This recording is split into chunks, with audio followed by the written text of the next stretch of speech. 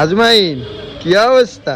মিরপুর ২ সেখানে গিয়ে আমরা হাঁসের মাংস দিয়ে খিচুড়ি খিচুড়ি খাবো। খিচুড়ি খাবো, হ্যাঁ খিচুড়ি। আমরা সবাই এখানে একত্রিত। একটু পরে আমরা রওনা দেবো, যে আমাদের গাড়ি ওয়েট করতেছে আমাদের জন্য। শোয়েব ভাই তার গাড়ি নিয়ে আসছে, আমাদেরকে নিয়ে সে মিরপুর দিয়ে যাবে। না গাড়িটা নিলাম। মিরপুর দিয়ে যাবে এবং আমাদেরকে হাঁসের গোস্ত দিয়ে খিচুড়ি খাওয়াবে। ওকে, আমাদের সাথে থাকুন, দেখতে থাকুন আমরা কি কি করি এবং কোথায় কোথায় যাই। ওকে। হ্যালো এভরিওয়ান, আসসালামু আলাইকুম। কেমন আছেন আপনারা সবাই? আমার ভিডিওর ক্যাপশন আর ভাইয়ার কথা শুনে তো বুঝেই গিয়েছেন আমরা কোথায় যাচ্ছি। আমাদের উদ্দেশ্য ছিল আমরা মিরপুর ২-এ যাব, যে মজার মজার খাবার খাবো। আর যাওয়ার পথেই সবাই মিলে সংসদ ভবন নেমে গেলাম। নেমে সবাই মিলে একটু আড্ডা দিলাম। আড্ডার ছলে জামাইকে বললাম এক প্লেট যে ফুচকা নিয়ে আসো, আমরা সবাই মিলে একটু ফুচকা খাই। খালি মুখে কিন্তু আবার আড্ডাটা ভালো জমে না।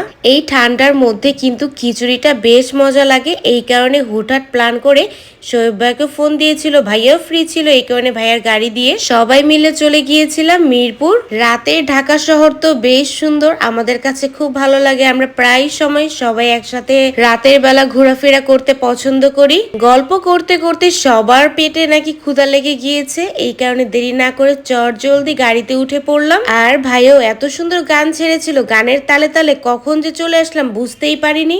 এসে দেখি কোনো দোকানপাটি নাই, এখানে সবকিছু বন্ধ।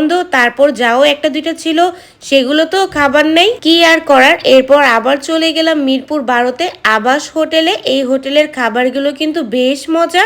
ঢাকার বাইরে যাওয়ার সময় প্রায় রাতের বেলা এখান থেকে খাবার খেয়ে আমরা রওনা দিই। আমাদের সুরুজ ভাইয়ের অনেক বড় ফ্যান নাকি এই স্টাফ ভাইয়াটা। এসে ভাইয়ার সাথে বেশ জমিয়ে গল্প করছিল। এই সুযোগে ভাইয়াও মজাদার খাবার অর্ডার দিয়ে দিল। অর্ডার দেওয়ার পর বেশিক্ষণ আমাদের ওয়েট করতে হয়নি, খাবারটিও তাড়াতাড়ি চলে এসেছিল। আমরা নিয়েছিলাম খিচুড়ি, আর সাথে ছিল হাঁসের মাংস, খাসির মাংস, আর সাথে আমাদের স্পেশাল সালাদ। সালাদ না হলে তো আমাদের কোনো খাবারই জমে না। সবাই মিলে একসাথে অনেক মজা করে তৃপ্তি ভরে খেয়েছি। ওনাদের হাঁসের মাংসটা এত বেশি মজা হয়, ওনাদের হাঁসের মাংসের ঝোল দিয়ে আমি আমার খিচুড়ি অর্ধেক প্লেট খালি করে ফেলেছি।